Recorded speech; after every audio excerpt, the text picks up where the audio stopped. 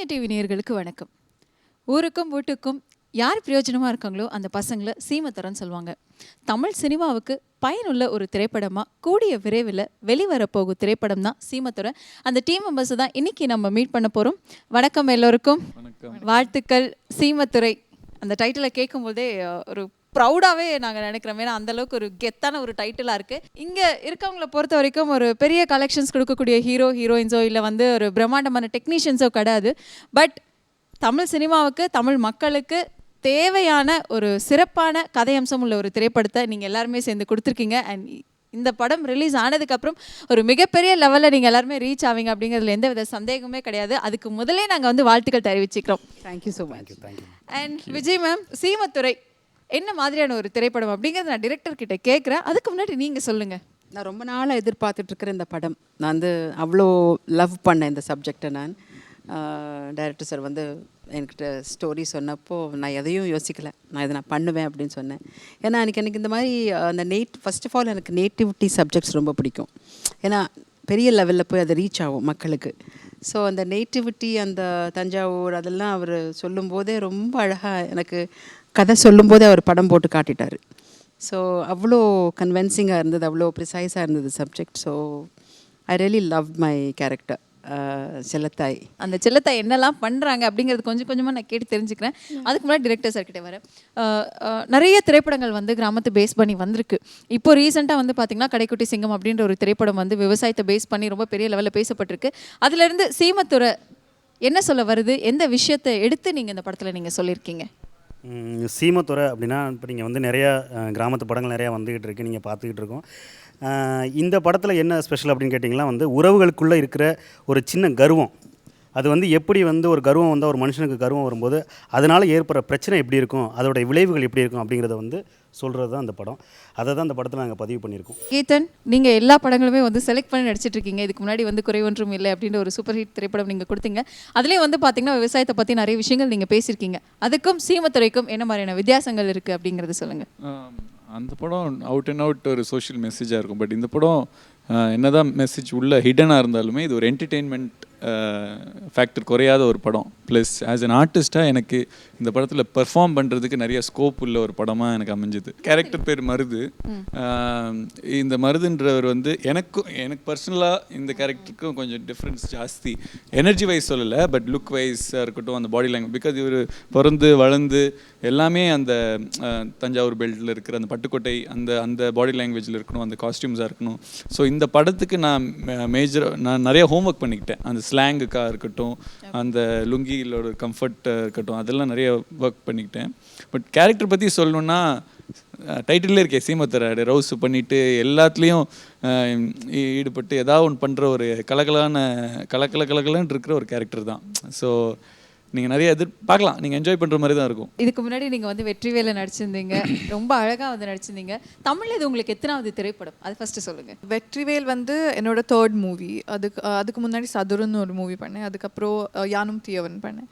அதுக்கப்புறம் தான் இந்த மூவி பண்ணேன். ஸோ அண்ட் சீமத்தொரையில் உங்களுடைய கேரக்டரில் இருக்கக்கூடிய ஸ்பெஷாலிட்டிஸ் என்னென்ன? சீமத்துறையில் என்னோட கேரக்டர் பேர் பூர்ணி. ஸோ பூர்ணி எப்படின்னா அப்பாவுக்கு ஏற்ற பொண்ணு. ஸோ ரொம்ப என்ன ரெஸ்பெக்ட் பண்ணுவான். அண்ட் கொஞ்சம் பயந்துட்டே இருப்பாள். இப்போது கிராமத்தில் எப்படி நீங்கள் எல்லோரும் பயப்பட மாட்டாங்க, பட் அந்த ஒரு ஷை நேச்சர் இருக்கும் இல்லை. ஸோ அது ரொம்பவே இருக்குது இந்த பொண்ணுக்கு. அதில் உங்களுக்கு பிடிச்ச ஒரு ரோஸ்னா இது? அவங்க அடிக்கடி ஒரு டைலாக் சொல்லிட்டு இருப்பாங்க. ஸோ அது அவங்களே சொல்லிட்டா நல்லா. அவங்களே சொல்லணுமா? அதுதான் பிடிச்சி. சரி, நீங்களே கேளுங்க, அவரே சொல்லுவார். என்ன டைலாக் அது? சும்மா சொல்லக்கூடாதுங்க, கோவத்தில் கூட நீங்களும் என்ன மாதிரி அழகாக தாங்க இருக்கீங்க. பரவாயில்ல, அப்பப்போ இப்படி யாராவது 4 பேர் சொன்னால் நானும் சந்தோஷமாக இருப்பேன். அண்ட் ப்ரொடியூசர் சார், இவ்வளோ ஒரு கலகலப்பான ஒரு டீம் கூட உங்களுக்கு ஒர்க் பண்ணுறது எப்படி இருக்குது? Santhosh he is from my native தஞ்சாவூருங்கிறனால சொன்னாங்க. சொன்னேன்னே ஐ காட் இம்ப்ரெஸ்ட். சரி, நேட்டிவிட்டி பேஸில் ஒரு ஏதாச்சும் பதிவு நம்ம பண்ணலாம் அப்படிங்கிறதுனால ஜஸ்ட் இட் ஸ்டார்டட். எல்லாருமே நாங்கள் இவங்க தான் வேணும்னு சொல்லியே பண்ணோம். மேடம் அப்ரோச் பண்ணது, வர்ஷா, கீதன் எல்லாமே. So this is how it started. என்ன தான் உங்களுடைய ஊர்க்காரராக இருந்தாலுமே எந்த விஷயம் அவர் திரைப்படத்தோட கதையை உங்ககிட்ட நரேட் பண்ணும்பொழுது எந்த விஷயம் உங்களுக்கு ரொம்ப பிடிச்சது, எந்த விஷயத்தில் நீங்கள் இம்ப்ரெஸ் ஆனீங்க? கதை சொல்லும் போதே I could visualise the movie. அந்தளவு டெக்னிக்கலாக சொன்னாப்லையா ஸோ அதுலே ஓகே இஸ் தேர். ஓகே. சின்ன திரையில இருக்கட்டும் இல்லை வந்து பெரிய திரையில இருக்கட்டும், நீங்கள் வந்து அம்மாவா வந்து நிறைய பேரோட உள்ளத்தை வந்து இடம் பிடிச்சிருக்கீங்க. ஸோ செல்லத்தாய் கிட்ட வந்து என்னென்ன விஷயம் இருக்கு, செல்லத்தாய் எந்த அளவுக்கு ரசிகர்கள் ரசிப்பாங்க அப்படின்னு சொல்லுங்க. செல்லத்தாய் மாதிரியான அம்மாக்கள் உலகம் பூரா இருக்காங்க.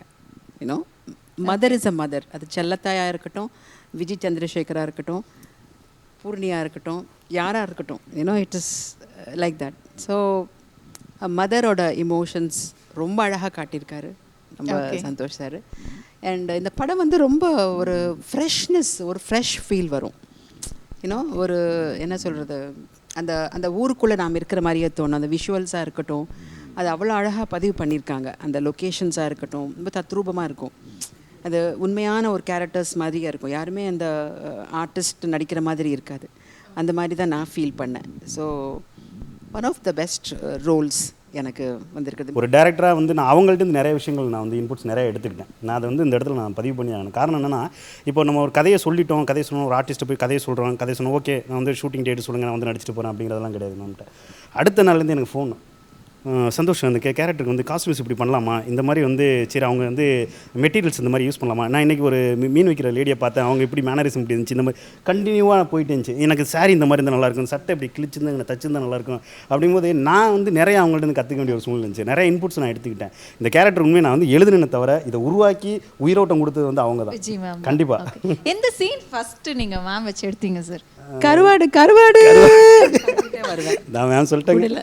ஓகே. ஃபஸ்ட்டு சீன் தலையில் கூடையை வச்சுக்கிட்டு அப்படி செப்பல் கூட இருக்காதுன்னு நினைக்கிறோம். இல்லை செப்பல் இருக்கு நார்மல், அந்த ஊரில் பேசிக்காக போடுற ஒரு செப்பல், அந்த ஒரு அந்த சேரியை கட்டிக்கிட்டு ஒரு மாதிரி வேக்க விறுவிறுக்க அப்படி இந்த ரோட்டில் வந்து வெயில், நல்ல வெயில் போயிட்டுருக்கு.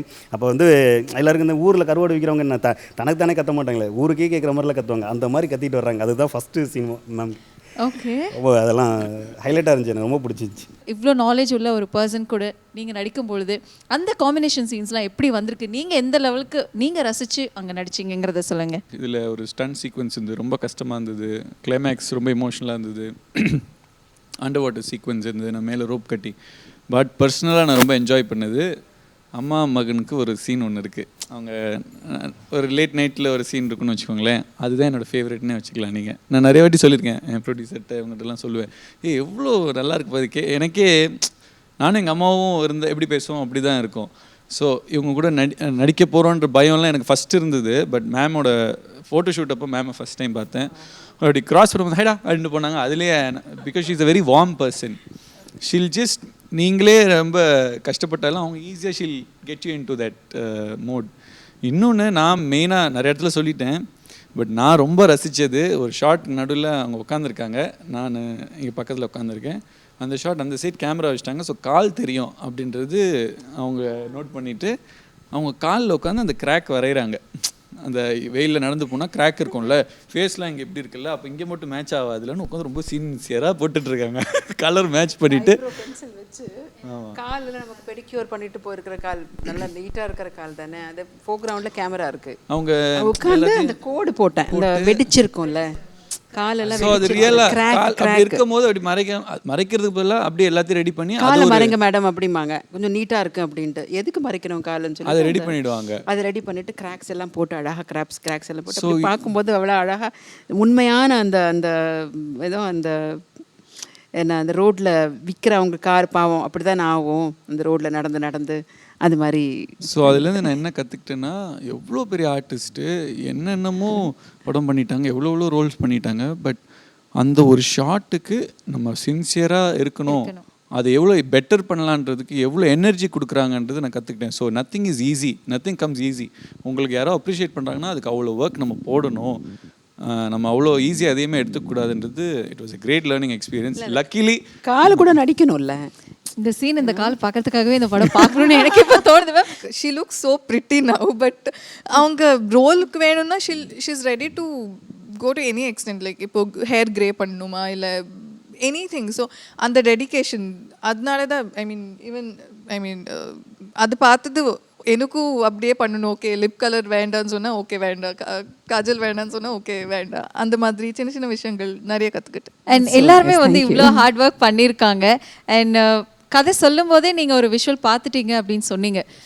படம் எடுத்து முடிச்சதுக்கப்புறம் அந்த படத்தை பார்க்கும்பொழுது ஹவ் ஹாப்பி யூ ஆர்? ரொம்ப சந்தோஷப்பட்டேங்க. அவர் என்ன சொன்னாரோ எதுவுமே மாறல. அந்த ஸ்க்ரீன்லேருந்து ஃபீல் ட்ரான்ஸ்ஃபர் ஆச்சு. கதை சொல்லும்போது ட்ரான்ஸ்ஃபர் ஆச்சு. அது 10 டைம்ஸ் ஆச்சு. எல்லாருக்குமே ஒரு ஸ்பெஷல் இருக்கும். எல்லாருமேலேயும் ஒரு தனி பாண்டிங் வந்துடும். இந்த மூவி பார்த்ததுக்கப்புறம் யூ குட் ரிலேட். ஒரு அம்மா பையன், அப்பா பொண்ணு, you can relate somewhere. So ஊரில் நடக்கிறத நல்லா பண்ணியிருக்காரு. செல்லத்தாய் வந்து யார் மேலே அதிகம் பாசம் காமிக்கிறாங்க? மருதுவா, பூர்ணியா? சீமதுரை இஸ் யூனோ அவனுக்காக நான் என்ன வேணாலும் பண்ணுவேன். அப்படி ஒரு every mother is like that. கண்டிப்பாக. இருந்தாலும் இந்த படத்தில் வந்து அப்படி என் கண்ணுக்கு வந்து துறை மாதிரி இருக்கணும் அவன் சீமதுரை, அவனுக்கு என்ன குறைச்சல் அப்படிங்கிற ஒரு இது. பாசத்தில் ஒரு சின்ன கோவம் இருக்கும். ஏன்னா வழக்கமாக நிறைய பேர் ஊரில் வந்து ஒவ்வொருத்தாயும் ஒவ்வொரு மாதிரி பாசத்தை பிள்ளை மேலே காமிப்பாங்களா. அந்த மாதிரி வந்து செல்லத்தாய்ங்கிற ஒரு கேரக்டர் வந்து பார்த்திங்கன்னா ஒரு கட்ஸான ஒரு கேரக்டர். பையனுக்கு ஒரு பிரச்சனை, ஒரு பஞ்சாயத்து நடக்குதா, பையனை கூட்டி ஒரு பஞ்சாயத்து பண்ணிகிட்டு இருக்காங்க ஊரில் அப்படின்னா அந்த அவ்வளோதான், அவங்க அந்த ஊரில் இருக்கவே முடியாது. அந்தளவுக்கு பையனுக்காக போய் கட்ஸாக நின்று அந்த பஞ்சாயத்தே காலி பண்ணுற அளவுக்கு ஒரு ஒரு அந்த மாதிரியான ஒரு ஆள் அவங்க. அப்படி இருக்கிறவங்க வந்து பிள்ளைகிட்ட வந்து சரி ஓகே அப்படியே குழஞ்சி ஏப்பா சாப்பிட்டியாப்பா நல்லா இருக்கியாப்பா அப்படிலாம் கேட்க மாட்டாங்க.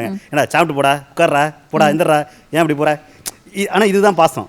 இதுக்குள்ளேயும் ஒரு பாசம் இருக்குங்கிறது தான் நாங்கள் இந்த படத்தில் வந்து சீமதுரையில் நீங்கள் பார்க்கும்போது தெரியும் கண்டிப்பாக. அதாவது படம் ரிலீஸ் ஆகிற டைமில் வந்து பார்த்தீங்கன்னா ப்ரொடியூசர்ஸ்லாம் பயங்கர டென்ஷனாக இருப்பாங்க. ஆனால் நீங்கள் ரொம்ப கூலாக அழகாக சிரிச்சிட்டே இருக்கீங்களே சார், எப்படி சார் இதுக்கு என்ன சார் காரணம்? அப்படிலாம் இல்லைங்க மேடம், டென்ஷன் இருக்கு. சரி காமிச்சிக்க வேணாம், வெளியில காமிச்சிக்கிறது இல்லை. ப்ராஜெக்ட் நல்லா வந்திருக்கனால அந்த ஒரு கான்ஃபிடன்ஸ். அதுதான் நான் சொல்ல வந்தேன். இந்த கான்ஃபிடன்ஸ் கூட maybe it's coming him down.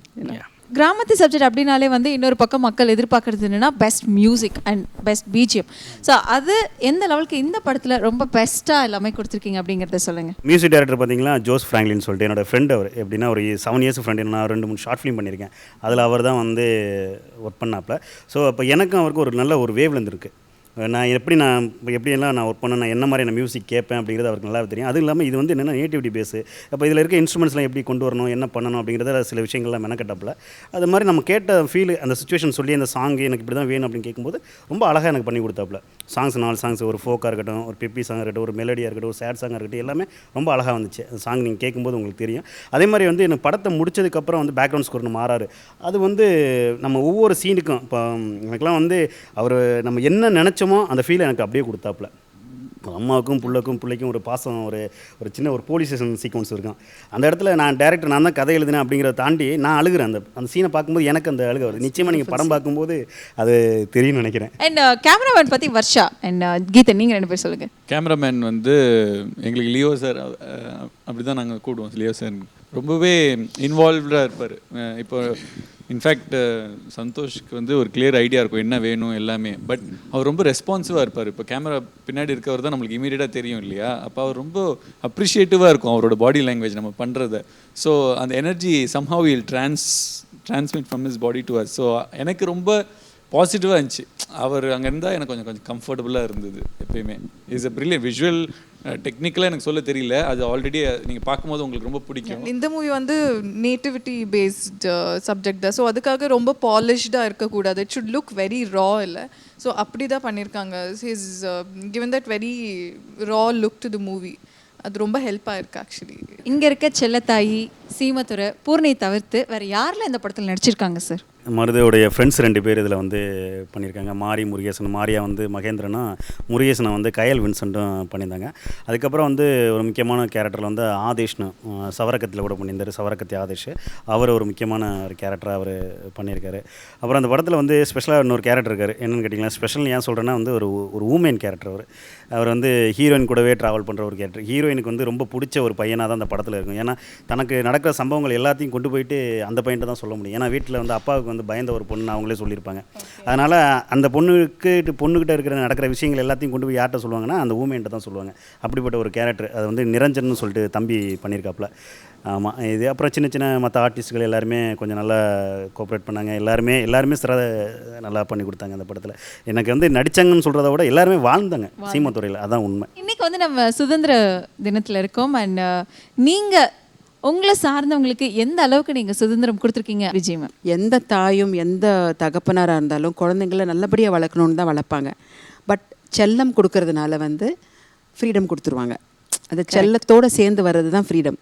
அந்த ஃப்ரீடமை வந்து இந்த குழந்தைங்க இப்போ வந்து குழந்தைங்கள்லாம் வந்து குழந்தைங்களாம் இல்லை, இப்போ பயங்கர ப்ரிசைஸாக இருக்காங்க, நிறைய மெச்சூர்டாக இருக்காங்க. ஒரு 10 வயசு குழந்தைக்கு வந்து இன்றைக்கி வந்து நல்லது கெட்டது புரியுது. ஸோ அப்படி அதெல்லாம் புரிஞ்சுக்கும் போது இதுவும் நல்லதும் கெட்டதும் புரிஞ்சுக்கிட்டு பேரண்ட்ஸ் வந்து நமக்கு வந்து ஃப்ரீடம் கொடுத்துருக்காங்க. இப்போ எதையும் வந்து நம்ம வந்து இது பண்ணாதே அப்படின்னு சொன்னால் பண்ணுவாங்க குழந்தைங்க இல்லையா?